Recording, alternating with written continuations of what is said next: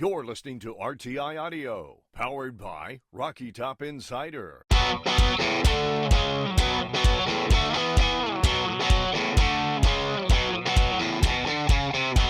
This is Pancakes and Bacon with VFL, Kyler Kerbyson, and Reed Bacon.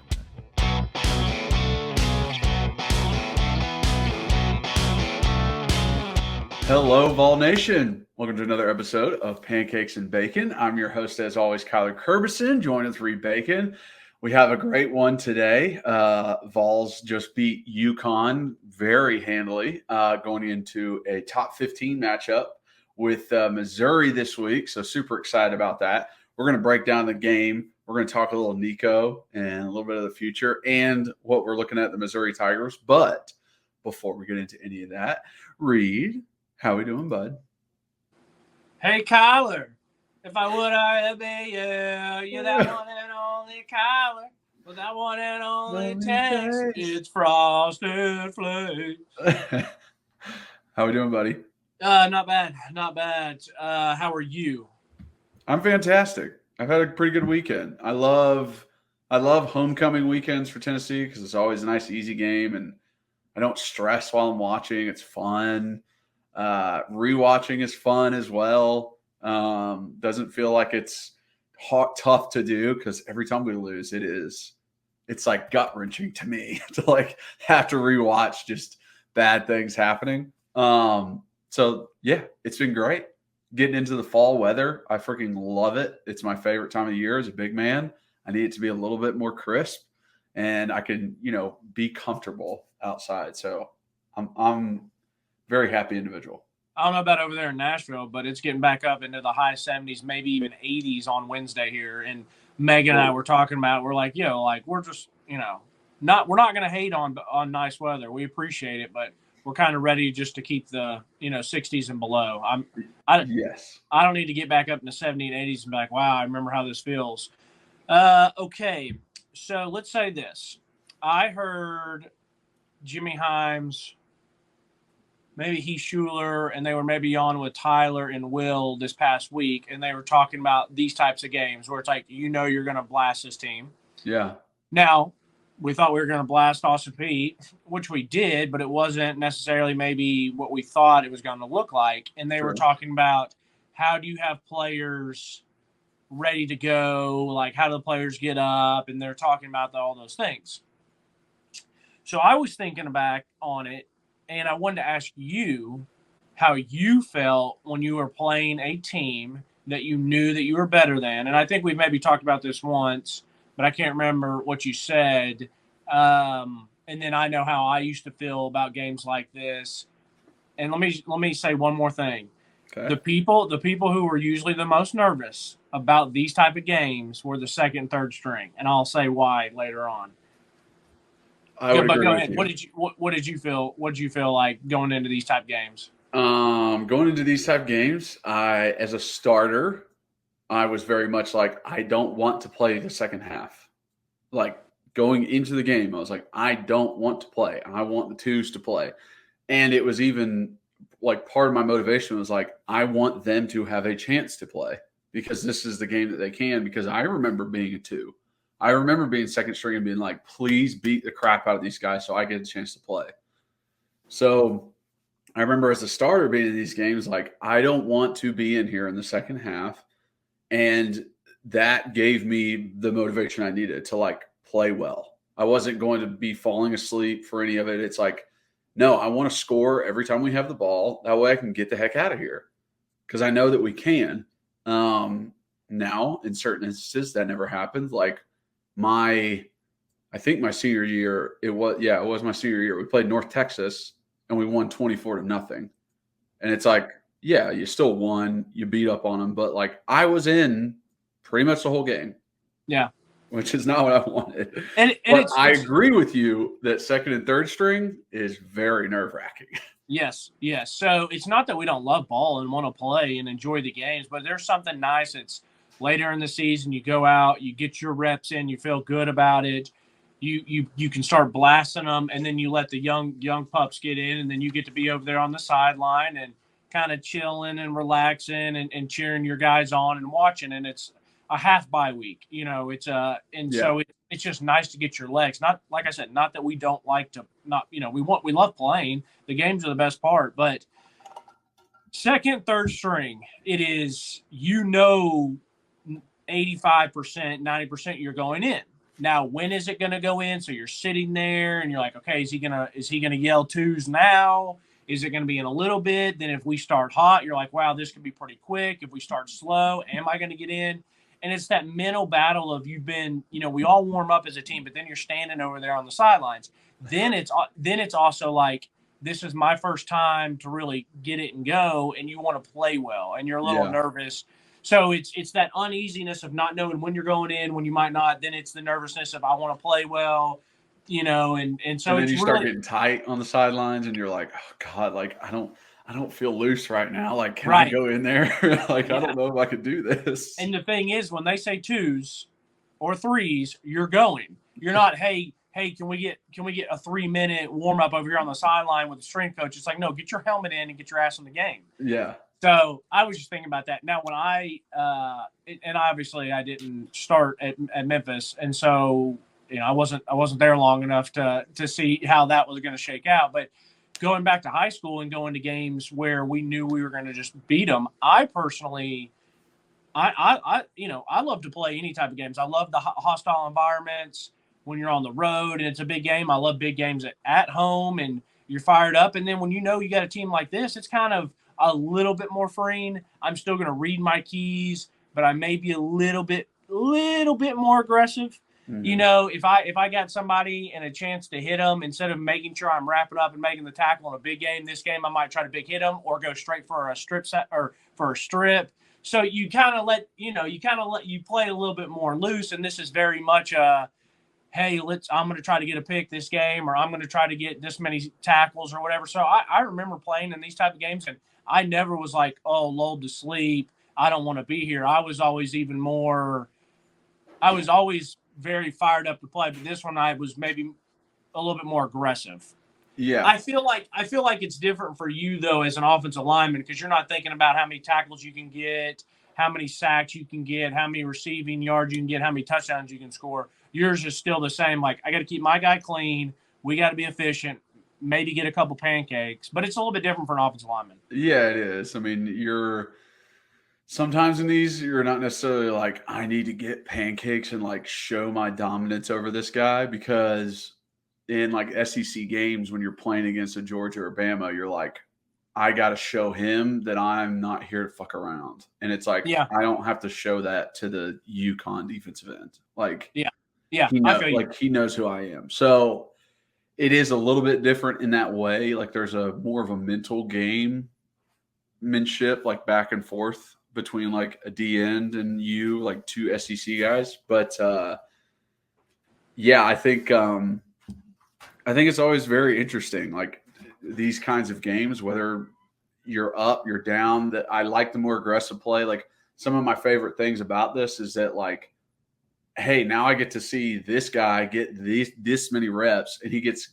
tested over and over during a game setting, because like you can't always get those looks that you want during practice, right? And some of these guys that played in the second half, they run scout team all day. Like, they don't even get to run Tim Banks' defense or Josh Heupel's offense. They run whatever team that we're going to play the next week's offense and defense. So it's like they actually get to come out and understand what's going on and run their actual defenses that they'll be running in years to come. So it's like, honestly, the most important part about these games is that the ones do really well so that the twos can get in. Speaking of getting the twos in and getting the threes in, we were able to do that, and we were able to do that because we blasted UConn. And I say it's funny that we blasted UConn because we had some UConn people talking a little stuff at the pregame. Now, I took the liberty to rewatch the video a few times, and luckily UConn's players were wearing their warm-up shirts that had their numbers on the back. So I said, this is interesting. I see the guys that are talking some stuff here. And I said, let me go see if they even played. Yeah. And then I was like, let me see if they did anything to help contribute to UConn, which when you lose 56-3 or whatever the final score was, no one really did enough to win the game. No. No one really did anything good. But anyway, so we have number 6, we have number 4, and we have number 22. Number 6 was Muma bin Wada. He was a DB. He had 2 tackles, and he was outrun. One of the guys that got outran by Jalen Wright on the first one, and he was the guy that got beat on the switch release, wide open, Ramel Keaton. Then we had number 4 with Stan Cross. I had no stats for Stan, so I couldn't find anything Stan. Now we had number 22 was a Noah Plack. He was a linebacker, and Noah had 3 tackles. So when you are out there and you were on the opposing team's side and you were warming up and there's some stuff being talked back and forth, whether you knew what you're doing or not, I see Stan, who's number 4, giving it one of these. He's got his headphones on and he's giving it one of these and talking and running his mouth and giving a little jibber jabber back to Coach Heupel in Tennessee. And I'm like, okay, all right. Okay. All right, sounds good. Like, hey, not only is he a good coach, you do know that he was a national championship winning quarterback. But no, you're fine. Like, go ahead and run your mouth. And then Noah, who's the linebacker, he's out there. He like John and stuff, and he's starting to walk back the other way. And I heard him drop a couple F-bombs, and it was very much like, man, like some of this nonsense. I was like, okay, all right. I was like, if you're gonna talk, like, let's see what you do. And so I thought that was kind of funny. And I want to give a shout out to Go Big Orange on Twitter or X. He has been, well, I guess, yeah, I forget. I don't even know if he's ever told me his name. I'm assuming he's a guy. He is a guy. He's a guy. I don't think he's ever. But anyway, it has to be. I don't think a woman's done that. Yeah. So it was Go Big Orange. He's always hitting us up. He's always following. So we appreciate you very, very much. But he sent us the Kentucky pregame where Kentucky was waiting for us coming out of the tunnel. And that was great. Kyler. I started to laugh very hard when I saw that. Now, obviously, the game is already over, so I'm not seeing this, and then the game's about to be played. We already know the result that Kentucky got beat. We already know the result that Kentucky maybe didn't look that good. And I was sitting there thinking, as a Tennessee player, I would have loved nothing more than to come out of the game, and there's the kitty cat sitting there waiting on me, trying to stare me down, saying a little something. I would have made sure that I casually slowed down to come through them and let them know what was about to happen. Now, how do you feel when you saw that? I know that got you juiced up. Oh yeah, it got me fired the fuck up. I would have been all up in Buddy's face. I would hope that some defensive end or defensive lineman was standing over there, because that's the first person I'd run to. You leading into the week, you memorize everyone's number, memorize who they are, what their moves are. As an offensive lineman, you know who's on that D line, who you're going to go against. And if I saw one of those defensive linemen that if they were trying to stand out in front, oh my gosh, I'd give them a nice little shoulder as I ran by and be like, "Fucking bitch, like get ready, you're ready for this ass whooping, motherfucker!" Like, yeah, I would have been all up in their face. I was so happy that he sent that. And then I saw someone else tweet something out, or maybe it was actually the Tennessee Vols, like the actual Tennessee football, that put out the video recap of the Kentucky game. And it was showing it was like they do their smoke and they were playing Waka, and like the whole stadium's supposed to get hype, but our sideline was just getting dumb hype. And all I could think about was me and you when we play anything together, and we're just getting it, bro. Like, Kentucky's trying to get their fans fired up, and all they're doing is just getting Tennessee fired up. It's like Austin East. Yeah. When we were in high school. Let me say this. So it was our senior year, and it was actually my first game playing middle linebacker. So I'm juiced because I've always played either safety, corner, or outside. And unfortunately, someone got injured, but I was pumped to play middle linebacker. I mean, that entire week when Coach Corm came to me and was like, "You want to bump inside?" I was like, "Coach Corm, do I want to bump inside?" Put a 53 on my chest. I got this. No, I had 27, bro. I was all in. I was just thinking. I mean, I think I watched Al Wilson highlights all week getting ready for this game, and it's Austin East, so it's a good game of ours. We'd had some back and forth rivalries with them, so I'm juiced, and I'm like 195, 200. I don't care. Like this is what I've been dreaming for my entire life. Yeah. And it was so funny because what we were just talking about, Austin East, when we started making our way out, we usually let the opposing team go first. They go to kind of their sideline, and then we'll come in. Well, we went ahead and went in, and then Austin East was coming out because they were coming out late, and so we're standing there. And they start coming and like stopping at us, like kind of like, "Hey, what's up? Like, what are we doing?" And I remember there was a couple of them that stopped, and a couple of them were offensive and defensive linemen. You know, most guys play both ways. And I'll never forget number 75. And he comes and he stops, and he just he's John, and he kind of stops in front of like a younger, smaller, like freshman. And I come out and I'm getting in Buddy's face. I'm like, yeah, like, and so it was very much that Kentucky, Tennessee, you get to see him before, and I'm not going to repeat what I said. But I basically was like, I said a few things. I was like, you play, you even get snaps around that type line. And he tried to be like, yeah, like I'm going. So as a linebacker, when I get on and I see that he's a guard, I was like, okay, 75 is about to get his next snap back. Yeah, great. And it wasn't like first or second play, but it was definitely like first or second series, and I caught him and just like let him know. And needless to say, that's something that I will always remember. No one else maybe ever seen it, but I know that he knows what's up. Oh, yeah. So. Oh, you remember those little personal vendettas. Hey, whatever you got to do to motivate yourself for a game, do it. I couldn't agree more. We're sickos. The stuff that we have to go through, I mean, yeah, honestly, though, when I saw Kentucky do that, I immediately thought about when Austin East did that and they started saying stuff to us, and I was like salivating at the mouth. And so I was just talking stuff to their whole team as they ran by, and then we ended up getting the win. And your boy was player of the game on defense. No big deal. No, we do. We don't have to talk about it. We don't have to talk about it. I still have it. It was like 15 tackles, a couple for a loss, like 2 sacks. We don't have to talk about it. I also played offense, had some receptions. We don't have to talk about it. Well, good, because I don't want to talk about it. Oh God! Listen, you were Mr. Football. You were 4-star. You had all the offers. Like, let me just have my moment. You got it, bud. You got it. Hey, hold on. I got to go get the Player of the Game award. I know where I am. Yeah, go get it out of the closet. It's like right here. Oh, look at this. Whoops. Didn't mean to have this in front of me. Oh goodness. Okay. Let's jump into it. Let's actually get into this game. What'd you think about the big plays? Yeah, so offensively, absolutely love it. You're doing exactly what you should be doing. This is what you expect.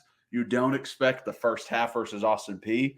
So this made me feel good because those two games are kind of seen on the same plane, and they're two different outcomes. They're two different shows of what you got. I just, the first touchdown with Jalen, it's just, yeah, we can run the ball whenever we want. There's miscommunication in the back end on their defense that opens up stuff for us. But I loved clean football, no turnovers, really not a lot of bad penalties. So I was super happy. Keep running the ball. I loved some of the wrinkles that we threw in. There were some play calls that I was like, oh, okay. Like, yes, let's get the ball to Castles.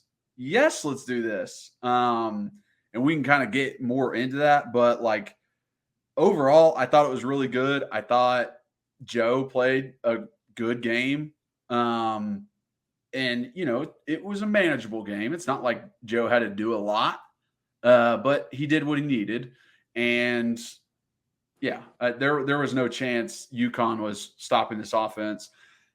And one of the things I love the most, I thought we got back to being a fast paced offense. Felt very muted versus Kentucky and maybe even Bama, that it wasn't necessarily like, we're up on the line, go, go, go, go. But this one, it very much was. Like, as soon as buddies got tackled, we're lined up and we're running a play, and not necessarily, oh, look at the sideline, what can we do?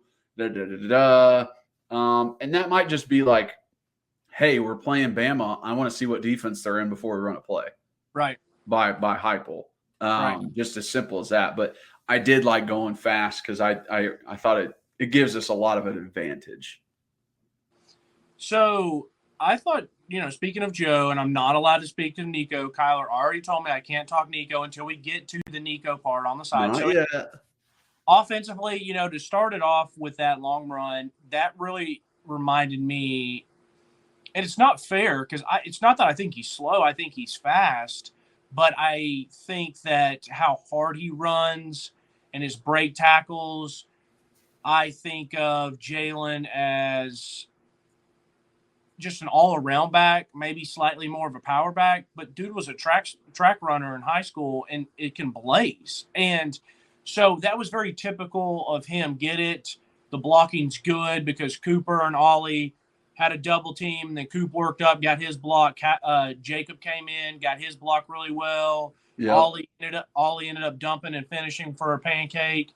Jalen breaks an arm tackle, and he's still quick enough and fast enough to kind of get his composure and then house call it. Yeah, I think the 0 to 60 was the most impressive part. It was nice, and I'm like, dang, sorry, Jalen. Not that I have ever thought that you were slow by any stretch, but I see Dylan come in, and I'm like, Dylan's really, really fast, and Jabari's really, really shifty, and it's like, kudos, Jalen. It's nice to see you burn it, and that has to be a great feeling of when you're out in front of everyone, and you're just leaving people. I mean, that has to be a super dope feeling to be able to go 80-something yards. It was a great feeling for everybody. I know every offensive lineman was like, yes, 2-play drive. I love that. Right. Then that Ramel catch was probably a more difficult catch than the one he dropped against Virginia, and the fourth down that he dropped against A&M. Was that A&M he had that bad drop on the fourth down? I think so. Yeah. So this one is more difficult in the fact that he was that wide open. He knew how wide open he was. Now, it was a perfect ball from Joe. Joe could not have walked down there and handed it to him any better. But knowing you're that wide open, it's we've talked about it before, it's a wide open layup in basketball, and everyone's in the gym watching, and you just lose your fundamentals and just brick it. And so the only reason that someone could argue that catch wasn't as hard as those other ones is because it's UConn. And so maybe in his mind, there's a little bit more pressure early in Virginia, a little bit more pressure in the A&M game. But when you're that wide open and you're just here catching it, and he didn't body catch it. He did catch it with his hands. And over the shoulder, still did over the shoulder. A lot of times you guys turn around. Yeah. And so it was good to see him catch that one. Just a couple of the other ones, and then we can go because I know we got some other stuff to talk about. The blocking on Joe's QB sweep was perfect. Castle caught him a body that he lifted a guy off his feet. I don't know if you saw it. The guy did not get pancaked, but he definitely realized that he got smacked and was probably like, oh shit. I didn't know that. Everybody on that play got on top of the defender before the defender understood. Everyone they all reached him. They got on top of him first. And that's, like I said earlier, it's credit to how fast you're going. How fast your offense is going. They weren't even ready for it. And defensive end was reached. Castle was out on the guy.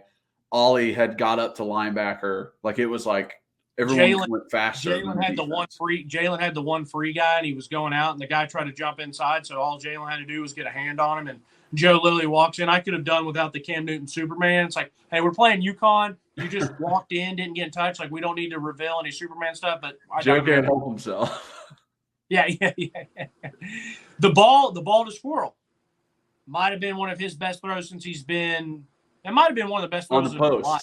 Yeah, no, on the deep dig, post. That might have been one of the best throws he's ever had in his life because that is a long throw, and he hit Squirrel one step in front to keep his momentum. So I love those plays. I would love if we could complete one like that against an SEC opponent not named Vanderbilt. But if we could have one coming up next week against Missouri, or just to see that as a thing of beauty. And I would like to have one not necessarily on UConn. Other than that, offensively, it was a nice day to get your stats. Caleb Webb and Castle getting tutties. I'm not talking about Nico. I didn't say who threw them, but no, or Caleb Webb had a nice catch. I'm sorry, Castle's the one that had the touchdown. But anyways, they, like you said early, man, they did what they were supposed to. It was a little sloppy at the beginning with some flags on offense and defense, but it was what we were supposed to do. And I'm kind of ashamed of myself. I woke up that morning, I looked at the spread, that it was Tennessee 9.5 first quarter and the 35. And I guess Austin P had me spooked a little bit. I just was a big baby and didn't bet it. And I should have learned my lesson that Heupel's at home. We're playing a little bit better now. Trust him. What'd you see on defense? Well, before we hop into defense, I just want to talk about plays on offense that I really enjoyed. There was an empty set. So, not set. So it was set with Jalen in the backfield. He motioned out, and they got him the ball. And it ended up being just like an 8-yard gain, right? He made a guy miss. There was some blocking on the outside. But they motioned him out, and he was kind of in his motion when we snapped the ball, threw it out to him. I love that to get Jalen in space. And I also love it because it's one of those plays you can work something off of, and a quarterback draw would have been perfect off of that play. You know what I'm saying now? Oh, that is a thing of beauty, Kyler. Hey, I looked at that Missouri-Georgia game. I saw a lot of man coverage by Missouri. You take that linebacker out of the box, you got 5v5. I like where you're going. Yes. So those are things that I'm noticing. I'm like, oh, okay, I really like this.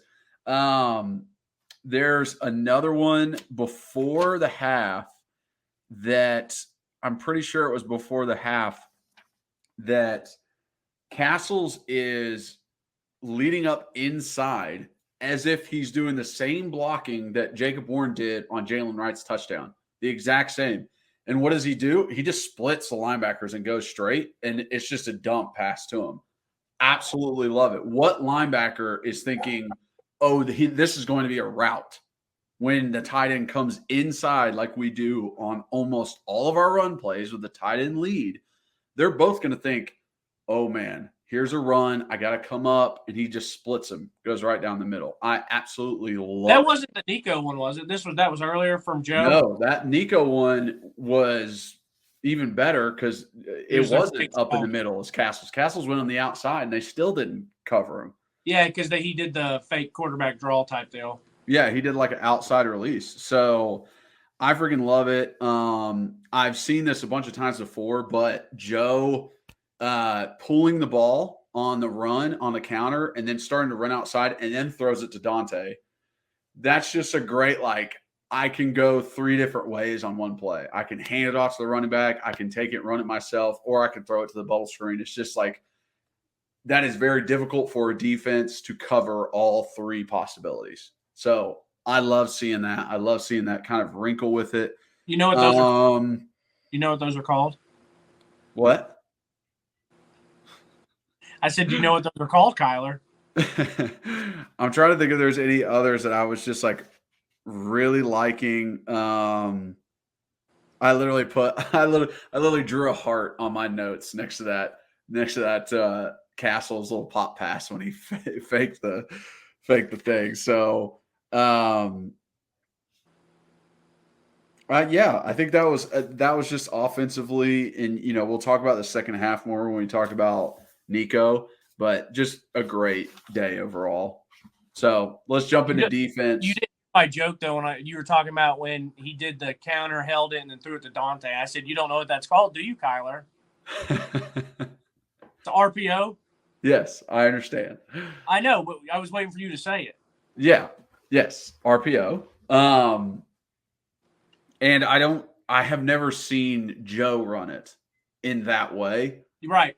You know what I mean? But I've seen other teams run it in that way where a quarterback is really actually rolling and running and brings up the safety to him. So it was good to see from Joe. All right, starting on scoring defense. Let's do it. As I mentioned, you're going into a game like this, and you're like, yo, I'm about to get a hat trick, 3 sacks, or like I'm about to get 20 tackles, or I want a pick, whatever the case may be. The thing that made me the happiest about the 3 scores was that it was 3 seniors, very deserving. Yes. Tank gets the easiest throw he's ever going to have, and he house calls it. I mean, it was an easy throw right to him. He basically got to walk in. We all have joked and talked about Tyler Barron getting a pickup fumble and getting it running it back, and then you hear the whistle. So it was nice that he was able to score. It was a beautiful play by Gabe Giudiale to come up, engage the blocker, get off the block, get the tackle, and strip that buddy. Rip that thing, man. I have not seen that enough this year. And I would agree with you. So it was great to see that.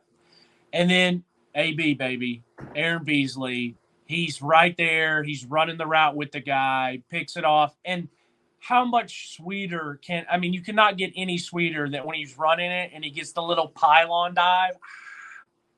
It's like the quarterback is the last line of the guy and you just make it past him. Like it's a nice play. I promise you that as DBs and linebackers, there's nothing more that you want than a pick 6 where you get a chance to meet somebody at the pylon and you just leave it. So super sick. So it's their chance to be an offensive player, like at that moment. You know what I mean? Yeah. Only other thing is on defense for me, Elijah Simmons, he had his little stretch there where he was playing bully ball, and I thought it was funny where Derek Mason was laughing.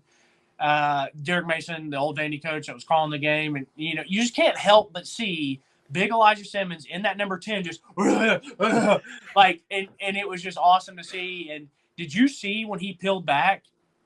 And yes. I was nervous that he was going to hurt RDB, which I don't even remember. Dude, he laid that guy out. And then I love this Elijah. This is the Elijah everybody's been waiting on. I know. He was just going ham out there. I know. And my mom and I were watching the game together at this time. Or I had been watching it, but she came in and was sitting there eating. And I was like, Mom, look at number 10. And she was like, golly, that's a big boy. I said, yeah, I always think it's funny because whenever I see his helmet, I get anxiety and claustrophobia for him. Yeah. I feel like he's not going to be able to get his helmet off and he's just going to have to live in it. And so I was explaining that to her. His face mask is like this far away from us. It's like 2 inches away from his nose. I know. And then I was telling my mom about when we would go to practice and how bad we would feel for all the defense linemen because of Rodney Garner. But then you would just see big Elijah. And he just waddles and he's just – but I loved it when he peeled back and got that big hit. And like I was nervous that he hurt our own guy, but then when he was coming towards our sideline and got his big paw up, and then he's rumbling, then he falls, and it's just like the most adorable thing I've ever seen. And then he gets up and he does his the bull celebration. Yeah. That was great, dude. I know. And my mom saw that and she's like, he's doing his feet like dogs do after they go to the bathroom. And I was like, that's his celebration. Thanks, thing. Karen. Yeah, I'm sure he would love to hear that. Yeah, and I was like, that's his little celebration. But anyway, so it was great seeing that. It was nice to see a bunch of young cats in there flying around.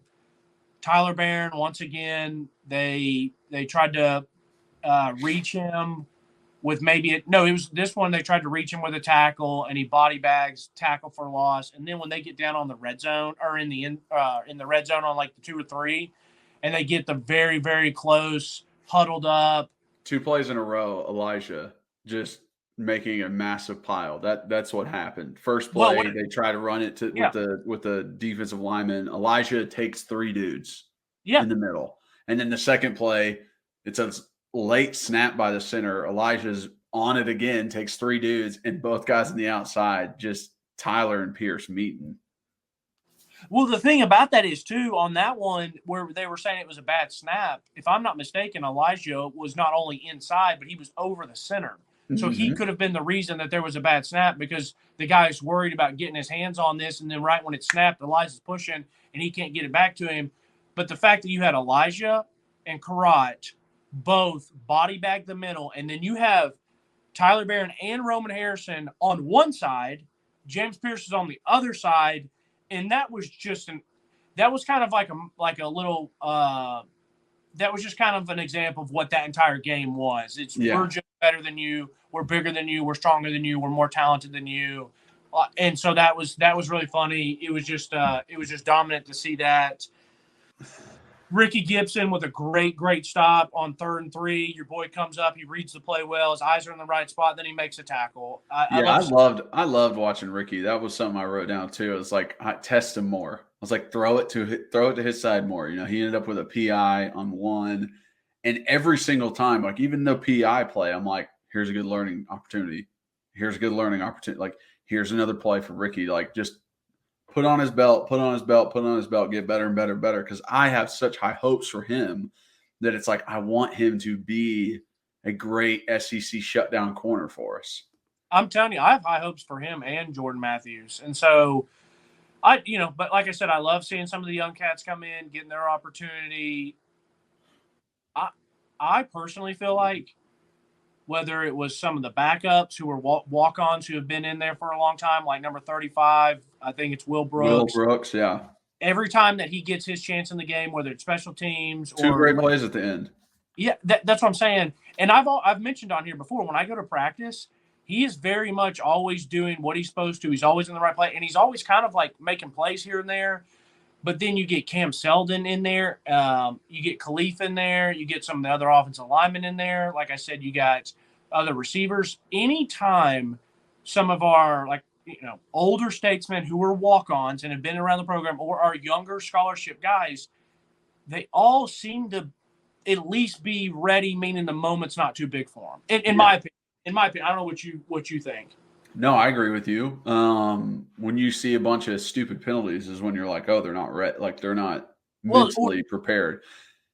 And they didn't have those. And let me say this: stupid penalties or blown assignments or missed things. That's where you at. And like the first drive that we saw some backups on offense in, they go down and score. So it's like, the defensive twos come in and there's still only 3 points on the board. Like, they don't let up any points. So it's really good to see. Obviously there's a drop off when you go from your 1s to your 2s to your 3s, but the guys are still out there playing. And, we want to kind of poo-poo on UConn because obviously they scored only 3 points, but like, I thought a lot of their offensive play calls was pretty inventive. Like, to bring those 2 tight ends out of the backfield, they use that Jolly guy a lot. I think he's a really good player. Like, I wouldn't mind if Heupel freaking got his ass in the transfer portal and brought him over as a little freaking flex tight end. But like, I thought they were trying as many things as they possibly could, as many trick plays as they could. They were all these motions and formations and, just trying a ton of stuff. And it was kudos to our defense for like holding strong. We got beat on the one double pass. Some guys bid on it, but like overall, it was just good defensive play. Yeah, it really was. That sounds a little not bad, but it sounds a little misleading because we got beat on the double play, but we didn't give up a touchdown. You know what I mean? So, and we ended up holding them to a field goal. But anyways, let's get to Nico, please. Can we get please to Nico, or you got more defense? Well, I wanted to go through my notes. Go through. I'm going to just see if there was any. One thing I did write down. It was like the very first thing that I did write down. I was like, I know that outside zone is what you guys like to do, UConn, but it is not your friend versus our defensive ends. It is not going to work for you. Tyler Barron, Roman Harrison, James Pierce are going to push your tackles into the backfield, and it's what they did all game long, and there was no running lanes on outside zone. And little foreshadowing, Missouri is an outside zone run team, so love that. Please tell me we have to set the edge. Yeah, big time. Let's jump into Nico. I think that's a good defensive talk. Let's jump into Nico.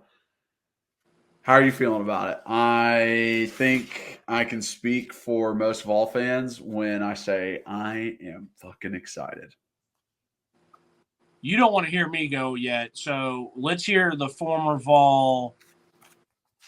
I want to hear when you were there and Josh Dobbs hadn't started yet.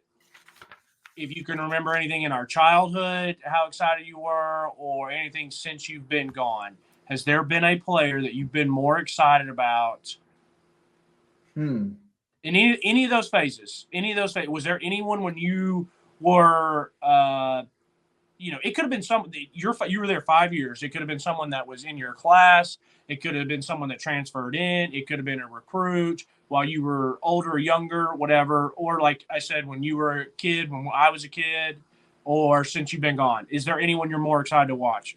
No. I would not say there's anybody more excited. If there are guys that I can think back on that I'm like, ooh, I'm ready to see what he can do. Right around my time, Bryce Brown at running back, when that was the year before me, that was Lane Kiffin year. I was like, this guy's going to be an absolute monster. I remember watching his high school highlight tape.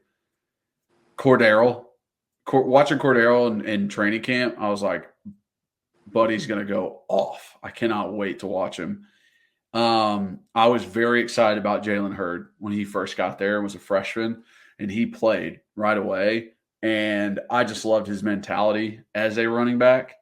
And Alvin was doing silly shit at practice that you saw, and I was super excited to see him on the field. So there's a few guys, but I don't think it's been anything like this, because in these kind of scenarios, when you sign a 5-star and he comes in, it is very much like he's playing a lot, or he's playing right away, and you don't have this sit and wait for a lot of these types of guys. And that just makes the anticipation so much more. And then I just see him out there, and I see him moving around in the pocket and stepping up and rolling out when he feels the pressure. Keeping his eyes downfield. It's just like, for how bad freaking Garantano was at staying in the pocket, Nico is that good at leaving the pocket. And I'm just very excited for what he's going to bring. I like the fact that Cooper, Jeremiah, Spraggs, and Mincy all stayed in the game for Nico's first drive. He had 4 out of 5 offensive linemen. He had Castles, who's a starter. He had, I don't know if they had changed out Cam Seldon in at running back yet. I think he still had like Dylan Sampson in there. So it kind of gives him. I think Cam was in there his first drive. Was he? It kind of gives him just like, hey, I'm not giving you the scrubs right now. You're still with the one, so you have protection for a little longer. You can keep your eyes downfield a little bit more. You're not nervous about the rush. So I loved that, and everything I saw to Nico. I don't think his touchdown to Castles was supposed to be a fake draw. I think he literally was like, oh, time is slowing down. Like, maybe I go, and just did one of these real quick and was like, wait a second. Castles is open, and stood back up and threw it. Like, I think it was just Nico playing ball in that moment. Wait, you think it was actually a quarterback draw call? No, that's what I'm saying. I don't think it was a quarterback draw call. I don't think it was like this, like, oh, fake the draw and then pop it over the top, like fake the draw so the linebackers come up. No, I think it was just Nico. He's in the pocket. He's like, oh, I might have to take off, and he steps. But that is an example of how good he is at keeping his eyes downfield. Is that he stepped forward as if like, I'm going to have to run, and still noticed Castles and was like, oh shit, I can still throw it to him. Stood back up and let it go, and it ended up being a touchdown. It's just those kinds of things you don't necessarily teach that. Like, that's just him being a football player. So here's my thing with Nico, and I've thought about it. So I've never been a big recruiting following type person. When I was younger, I would listen to sports talk, and so if they were talking about somebody, then you might hear about them, and then that would be the extent of it. Like, oh, I remember the name Kyler. Like, I'm just using you example. Like, oh, I heard the name Kyler Kerbyson. He's a 4-star from Louisiana. He's supposed to be a really good offensive tackle when he gets here. And so I'm like, okay, But then I would never like do any research or anything. I may look at a quick rivals photo just to look at the other offers, but I was never really keeping up with it. And when I was young, and then I got a little bit older into high school, is about that same vibe. So that was middle school and high school. Then probably in college, when I was done playing, I would listen to it and pay attention to it a little bit more, maybe watch some highlights, but I never really got myself too excited. There was a couple people that I would get, kind of excited about. And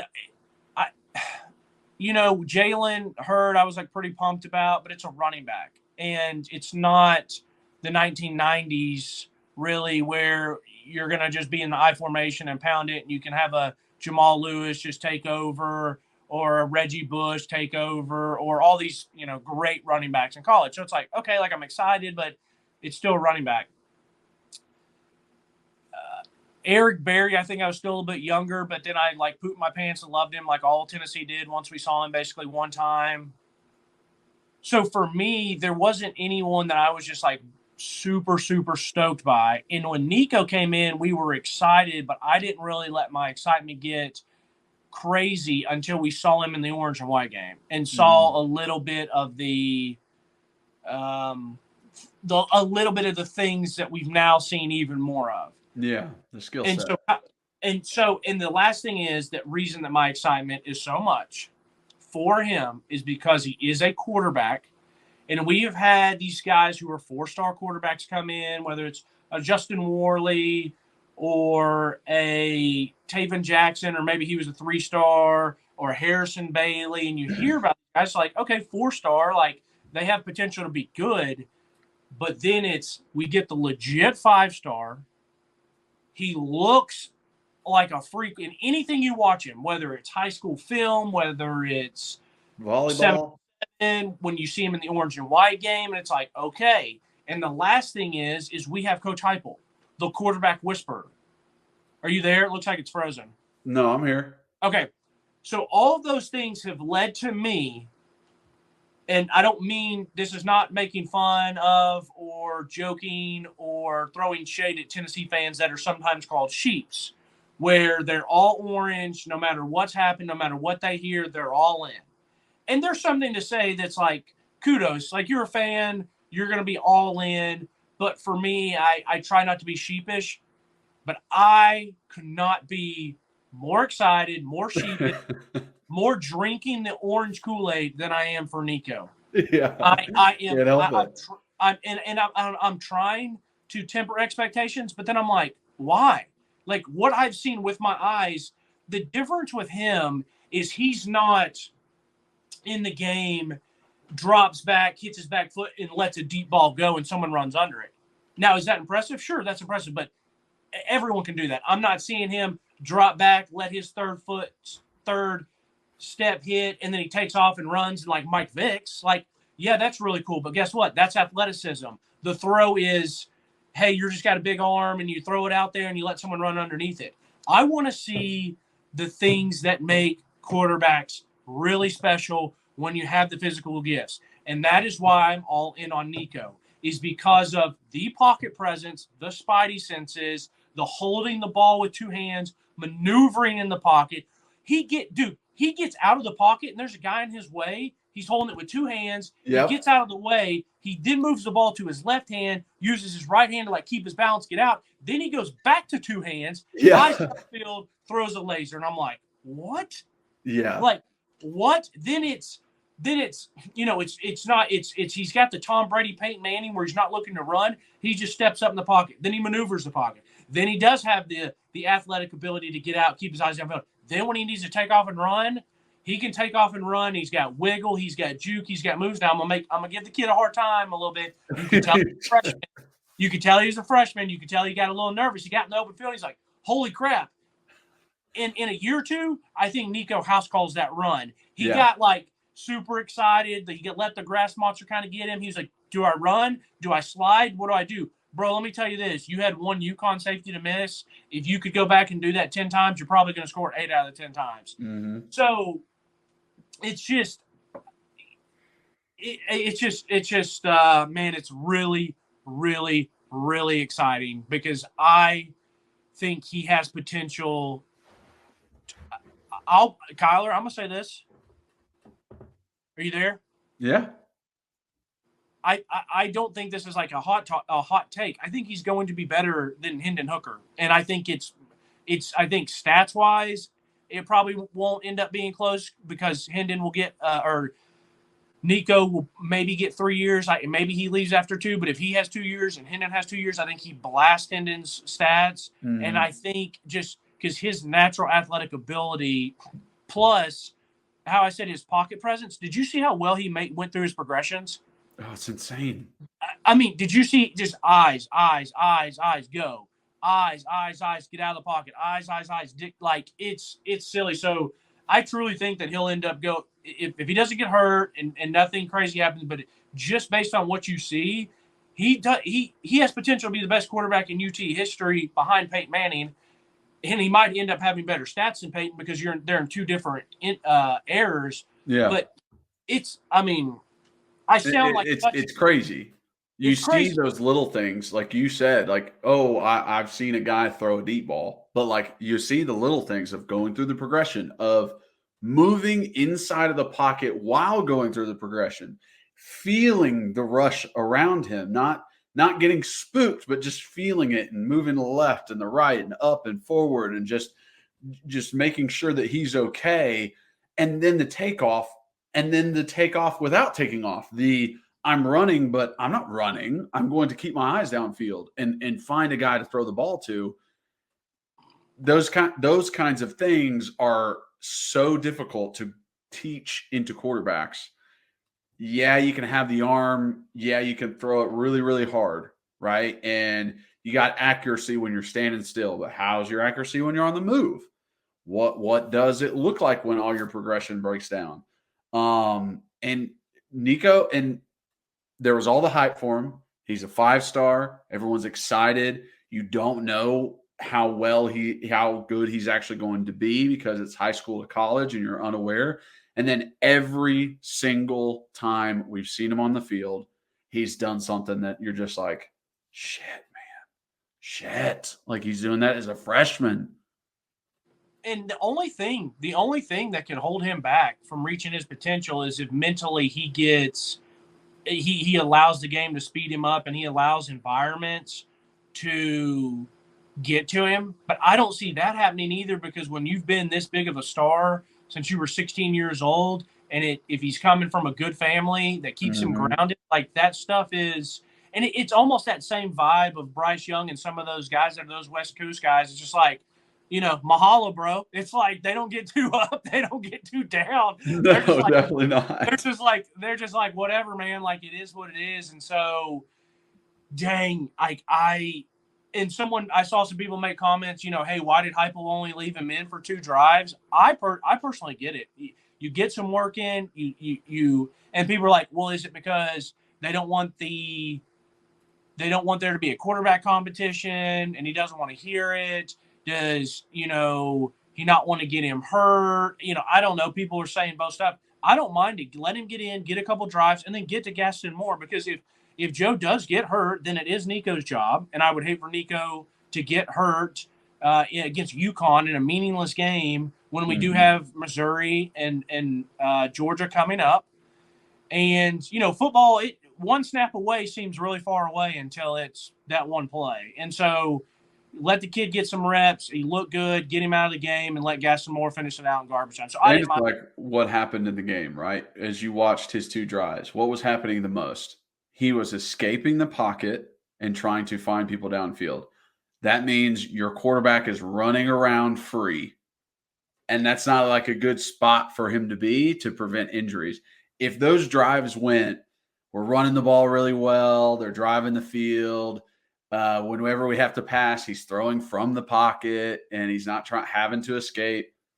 That's a different vibe to it. Oh, I know my quarterback's safe right now. He's okay. But it's like, 8 out of 15 plays, he's running. It's like, okay, well, that was good enough. I saw what I needed to see. Let's get the other guys in there. And it's 59-3. There's no need to really try and score again. Yeah, agreed with all those things. And why can't let Gaston Moore get in there and get some run too? You know what I mean? Nico's going to have plenty of time.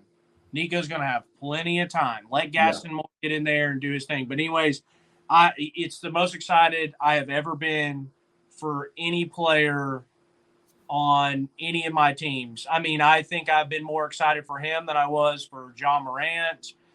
I've been more excited for him than maybe any Titans player that we've drafted or signed. I'd maybe have to think about that one for a minute, but it's insane. All right.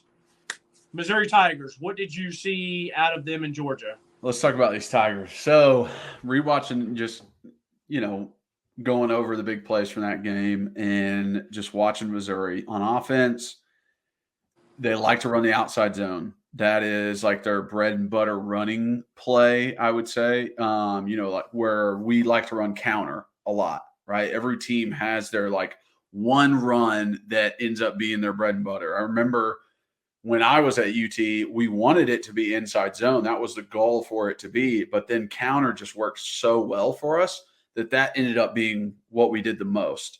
But they love a little outside zone. So I, mentioned a little bit earlier, but like setting the edge versus this team is going to be so important. And I like our D line versus outside zone. I like a guard trying to reach a 3 technique and who's ever at 3 technique for us. I like Bryson Eason fighting across the guard's face, Omari Thomas, Omar Norman Lott, Karat Garland, Elijah Simmons even. I like that. That matchup to me as a defensive coordinator or a defensive guy, I'm like, heck yeah, let's do that more. They've got playmakers on the edge. They've got wide receivers who can make some catches, make some contested balls. And, I mean, they make plays. Cook is a good quarterback. He can throw the ball, and he can take off. He loves to run it. They love to get him running it. And I could very easily see him being a part of the run offense. Hey, we're going to do more quarterback draws. Hey, we're going to do more option plays. Just because I don't really feel like we've seen it a ton this season of that quarterback. And, Georgia even did some spy. They did some quarterback spy just to leave him in there, just to make sure that we're doing all right. I'm not opposed to that. I'm not opposed to having Elijah Herring or Aaron Beasley be a little spy. It makes you a little bit weaker on the back end if you rush 4 and you have a spy. So it makes coverage a little harder on the DBs. So they got to kind of step up with that. But yeah, I think their offense has, done really well this year. They're an up-tempo team. So I think, our defense can kind of get a little, maybe there's more team periods this week of like going against our offense and just feeling that out.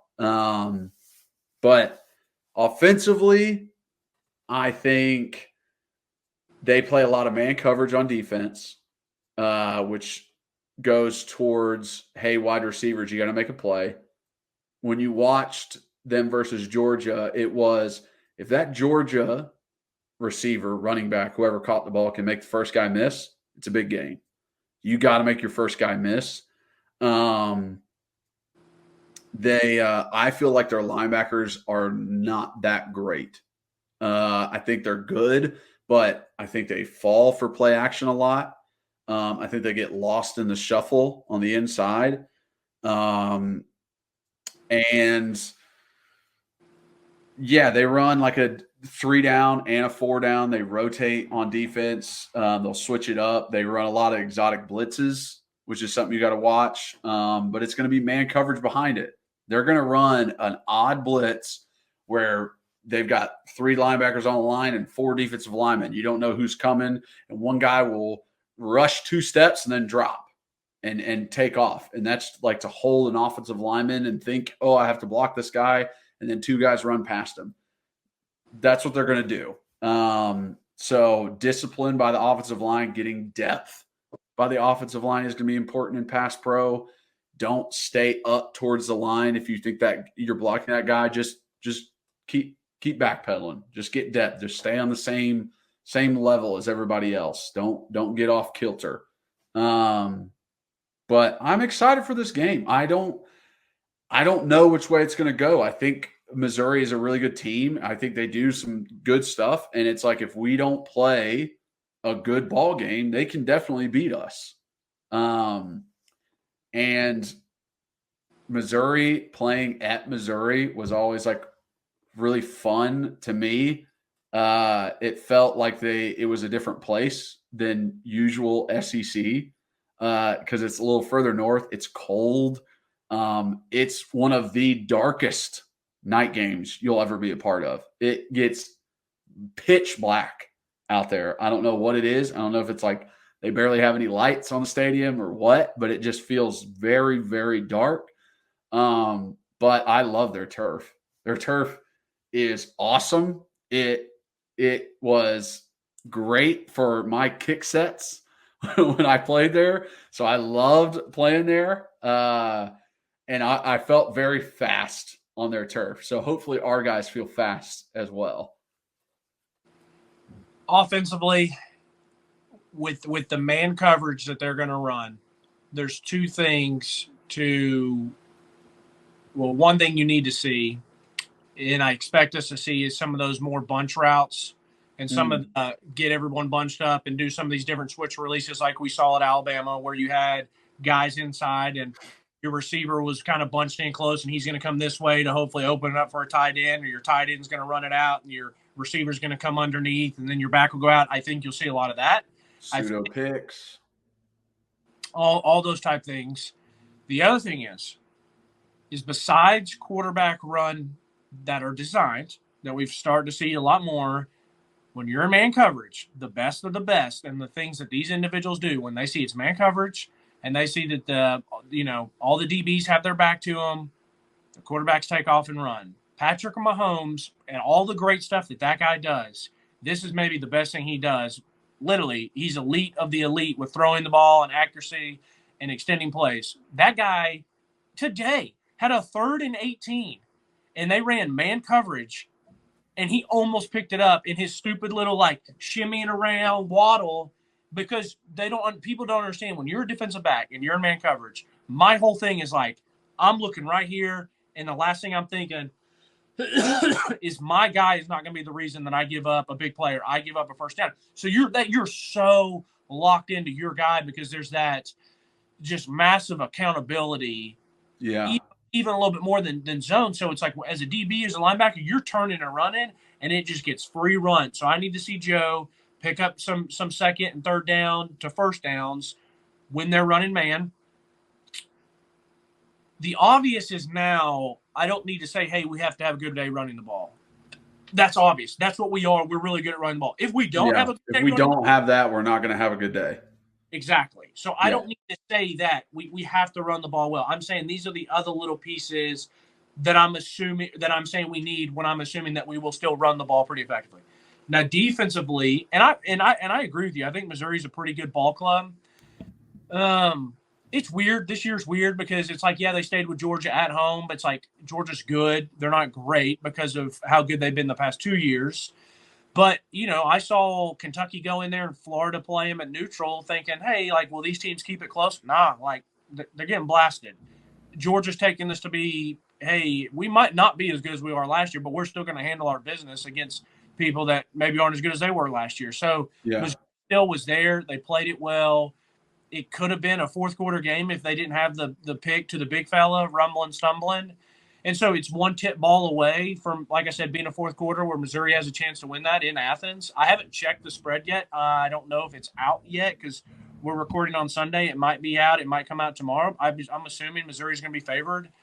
I would think so, by a couple points, maybe not. But it's going to be. I don't know. That might be one of those -1, +1 kind of games where it's like it really is a pick 'em.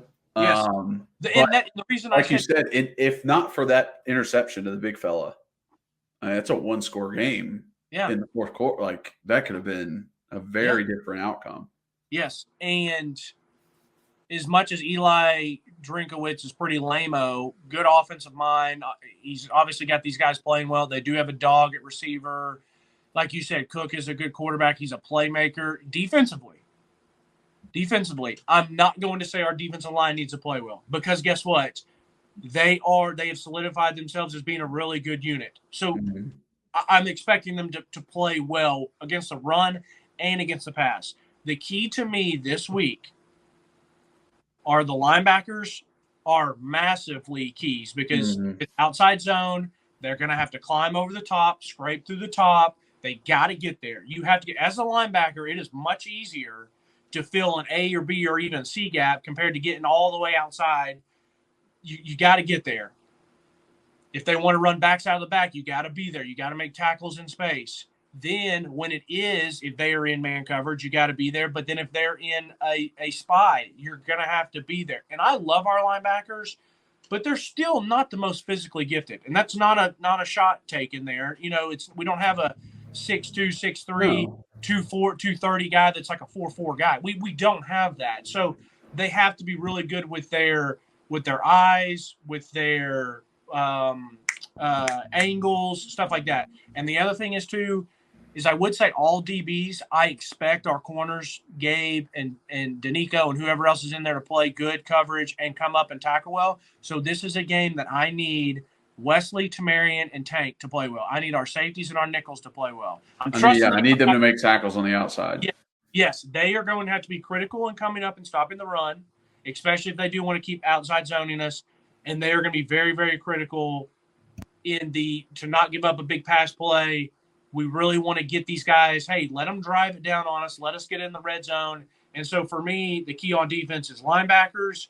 And once they bend but don't break is fine. But once they get in the red zone, you got to hold them to a couple field goals. And if we can I truly believe, because you're right, this is going to be a 1, 2, or 3 point game, one way or the other, line-wise. So if one of these teams gets a turnover, I think it could be big time. And whether it's they get one or we get one, however it happens, whether it's a gift or someone making a great play, I think it's going to be very, very important. I agree with that. And your linebacker take, I mean, that's going to be so important, the linebackers. Like, yes, we want the DBs to make those tackles on the edges. We trust our defensive line. But, like, with a running quarterback, your linebackers are so important because he can take off at any moment. And then it's like, doesn't matter if you stop the run on first and second down, it's third and long because he just picks it up every time. And that just demoralizes the defense. So it's going to be huge. And it just reminded me, and I didn't shout it out when we were talking defense, but like Aaron Beasley and some of the runs that he had of just taking the one play that they ran out like an outside sweep to the other side. And Aaron Beasley was literally on the other side of the field and just took off and hawked Buddy down and made a tackle. Like, that's impressive shit from Aaron Beasley. And that's why I love him as a linebacker. It's so impressive. And that's what's a bummer is because I hate to say, like, athletically or genetics-wise, but it's true. He's so good at the game of ball. But if he was 2 inches taller, 2 inches taller, 10 pounds heavier, and was a legit 4-5 guy, I mean, you're looking at a guy that's going to go first or second round because he's instinctual. He's that instinctual. He's that good of a tackle. He's that good of a player. But that is unfortunately what makes a difference sometimes. Genetics just happens to help out. But I am very excited about this game. I was a little bit nervous for the Kentucky game. I feel now that I can trust this team to show up on the road and to show up in general and start fast and play well. It's going to be a fourth quarter game. So I'm legitimately excited to see this. Obviously, I want to win, but I'm less nervous and just saying, like, okay, let's kick this thing off and let's go fight for 60 minutes and see what happens. Yeah, exactly. And I don't know if this is also like a good team we're playing, right? It doesn't feel like we're losing to a South Carolina like we did last year. I didn't want to say it. I didn't want to say it. I didn't want to bring up hey, if we lose, because I'm still going to be pissed. Yes. But it's not going to be like, holy crap, we just lost to Kentucky. Like, Missouri's ranked. They're a good team. There's no moral victories, but you get my point. Yes. I'm with you. On it. It feels a lot different than playing those SC teams when you're supposed to dominate. Like, this is a pick 'em game. This could go either way. and really just depends on how those breaks are made. And I'm excited for a competition. This truly is, besides being in a Florida, Alabama, or Georgia, that really make the season, and those wins take you usually where you want to go. This is a slightly, I'm not going to say make or break game, but it's a season altering one, because if you win this, then that Georgia game is that much bigger. If you lose this, it's like, hey, the bowl game's going to change. Hey, that's a really, really good win if you win that they are on the road type vibe. So, instead of being nervous, like I'm nervous to lose because I'm going to be pissed if we do, this one's like, hey, like, let's go fight. Like, this is a good opportunity. Let's go play ball. Exactly. See you, Kyler. All right, brother. I'll see you. All right. Thank you guys so much for watching and listening. If you are watching, please like, subscribe, hit that notification bell, and leave a comment. If you're just listening, rate and review, download, re-download, and follow us on all those listening platforms. Also follow us on social media at Pancakes and Bacon for our main account on Twitter, at Pancakes and Bacon _RTI on Instagram. If you want to follow Reed, it is at rbacon26 on Twitter. And then for myself, it's just at Kyler Kerbyson on all social medias. So check me out there. And just thank you guys so much. Really appreciate it. And as always, go Vols.